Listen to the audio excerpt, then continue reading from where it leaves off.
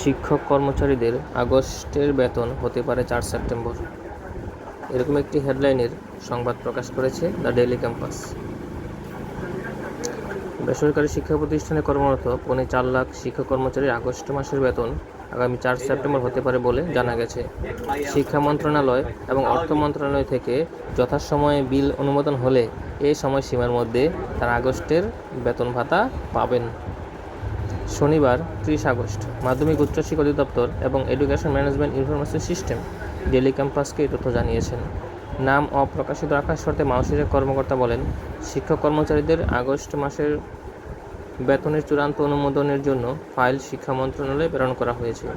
অনাকাঙ্ক্ষিত বিলম্ব না হলে শিক্ষক কর্মচারীরা সেপ্টেম্বর মাসের 4 তারিখের মধ্যে ইএফটিতে আগস্ট মাসের এমপির অর্থ পাবেন। সম্মানিত শিক্ষক মণ্ডলী, এরকম আরও আপডেট সংবাদ পেতে সাথে থাকুন। ধন্যবাদ সবাইকে।